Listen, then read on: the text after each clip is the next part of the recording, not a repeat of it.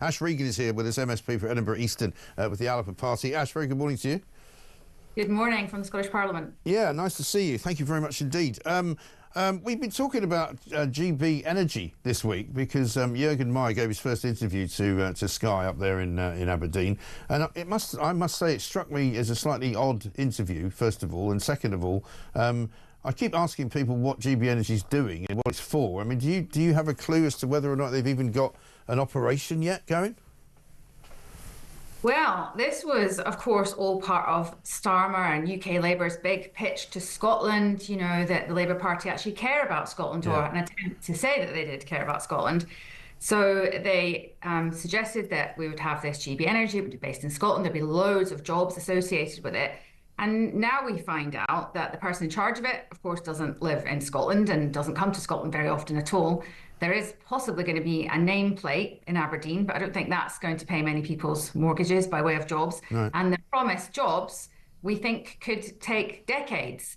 I would say anything that you're suggesting that's going to take decades is probably not going to happen. No. Of course, Scotland is an energy-rich nation. You know, we are producing a lot of energy for the rest of the UK.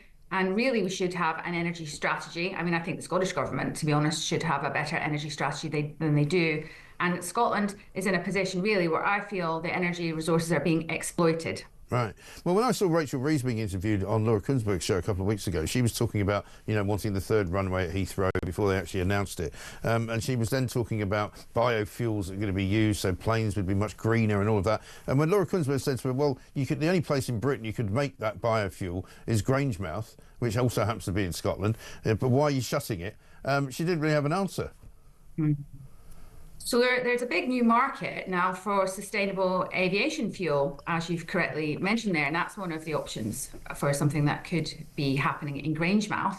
If we could get the right environment set up, so the Scottish government talking to the UK government and investors and so on, then that's something that could be created to save the site.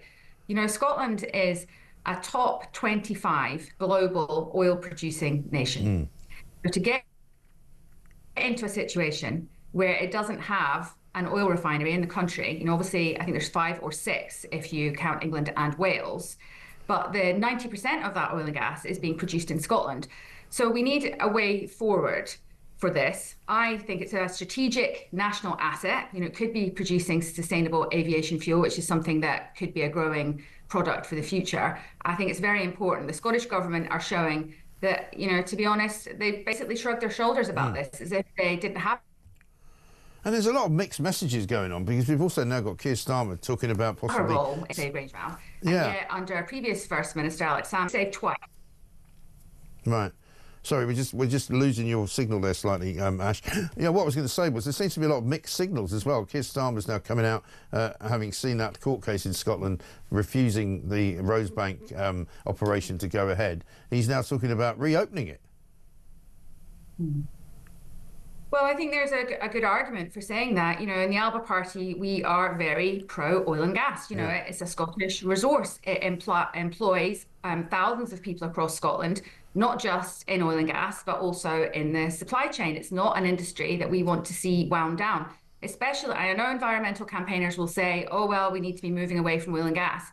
But if we don't produce it in Scotland, but we're still using it, what's going to happen then? Of course, what is going to happen is we're going to be importing it from other countries, which has a much higher environmental footprint. But meanwhile, we lose all the jobs for Scotland. So I don't think that's acceptable. I think we need to be maintaining the industry in Scotland to keep these jobs up here.